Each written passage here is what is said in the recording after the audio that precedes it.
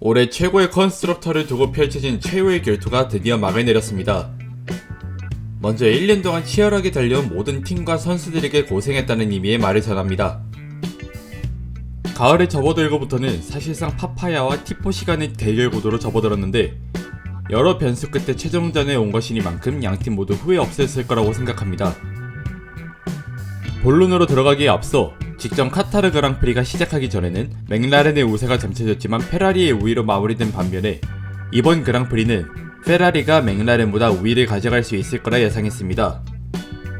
하지만 포인트를 훨씬 더 많이 얻어내야 하는 쪽인 페라리의 르클레르가 차량의 배터리 관련 부품을 초과 사용하게 되면서 10그리드 페널티를 받은 채로 시작하게 됐습니다. 프랙티스 1으로 넘어가 보겠습니다. 이 세션을 한 줄로 정리한다면 리저브들의 라스트 댄스였습니다. 하나의 세션에서만 드로고비치를 비롯한 총 6명의 리저브 드라이버들이 연습 세션에 참여했는데 그 중에는 가장 최근에 계약 해지를 한 볼톨레토의 자리를 이어받은 히라카와리오와 르클레르의 친형제인 아서 르클레르가 있었습니다. 단연 돋보이는 드라이빙을 보여준 드로고비치가 있었던 반면에 현재 레드불에 남은 하나의 시트를 두고 경쟁하고 있는 아이작 하자르는 저우관이보다 고작 0.4초 빠른 기록을 작성하면서 레드불 보드진에게 의구심을 품게 만들었습니다. 프랙티스2에서는 직전 세션에 빠졌던 주축 드라이버들이 모두 돌아왔습니다. 여전히 맥라렌과 페라리의 대결 구도만이 화두에 올라 있었지만 세션 중후반부에서 알본의 차량에 정체모를 연기가 나면서 서킷을 가로질러 가면서까지 피트에 겨우겨우 복귀할 수 있었습니다. 이외의 사건으로는 뜬금포로 홀켄버그가 3위에 이름을 올리면서 홀켄버그라는 드라이버도 아직 죽지 않는다는 것을 직접 보여주었습니다. 다음날에 펼쳐진 프랙티스 3는 퀄리파잉과 레이스에 전혀 관련 없는 시간대에 펼쳐지는 세션이기 때문에 대부분의 드라이버들이 극초반부에는 차에 타지 않고 상황을 지켜보고만 있었던 반면에 유일하게 에스턴 마틴만 초반부터 타이어를 긁는 작업을 수행했습니다.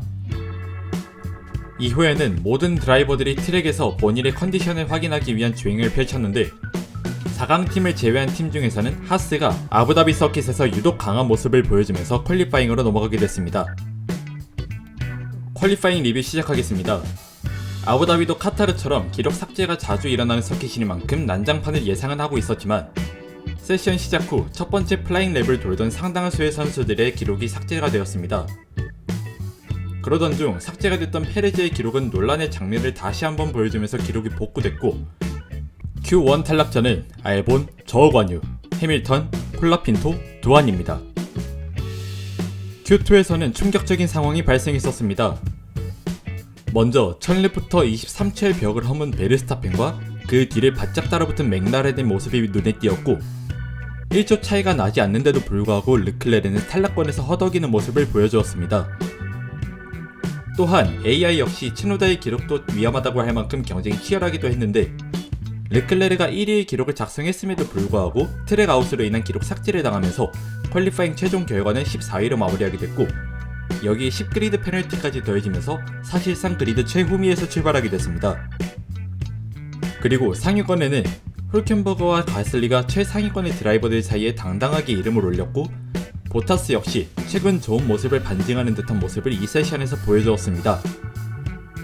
Q2 탈락자는 츠노다, 로슨, 스트롤, 르클레르, 마그누슨입니다. Q3는 큰 사건은 없었지만 논란의 장면이 또다시 등장했습니다.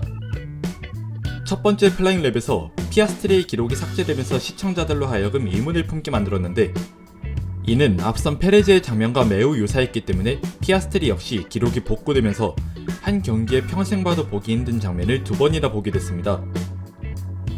그렇게 별일 없이 세션이 종료됐고 노리스와 피아스트리가 프론트 로우를 장식하게 됐고 그 외에는 훌켄버그와 가슬리가 각각 4위와 6위의 기록을 작성한 진 풍경을 보게 됐습니다. 레이스 스타트 그리드는 이와 같이 정리됐습니다. 레이스데이입니다. 석영이 지기 시작하는 시간에 시작해 해가 모두 지고 난 뒤에 끝나는 그랑프리인 만큼 숨이 상관이 이루어지지 않는 몇 안되는 서킷이라고 할 수 있습니다.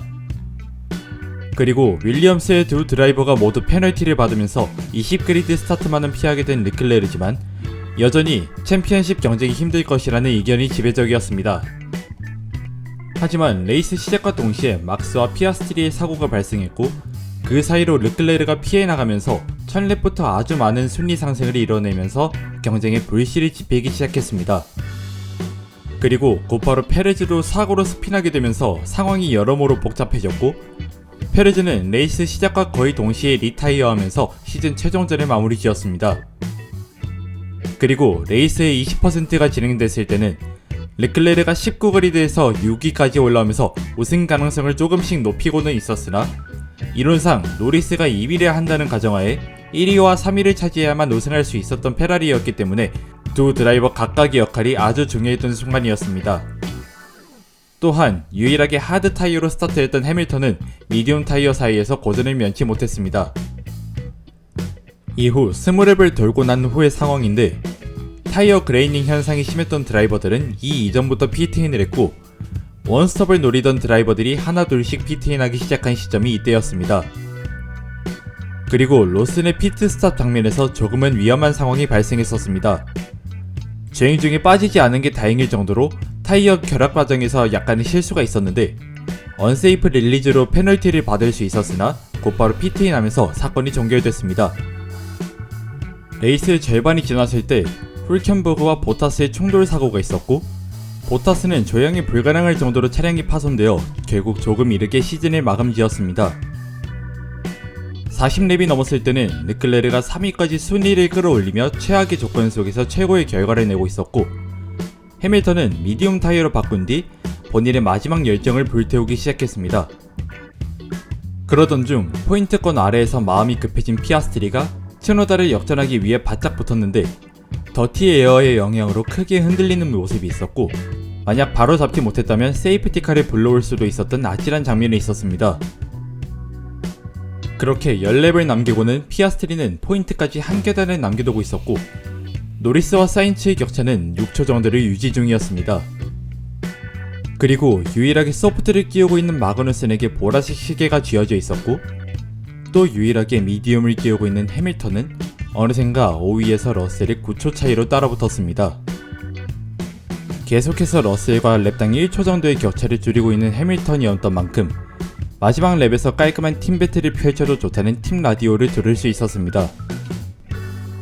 마지막 랩이 진행될 때 앞서 말했던 메르세데스의 팀메이트 배틀도 있었지만, 로슨의 충돌 사고는 아닌 듯한 움직임으로 리타이어가 발생하면서 한순간 옐로 플래그가 발동됐었습니다.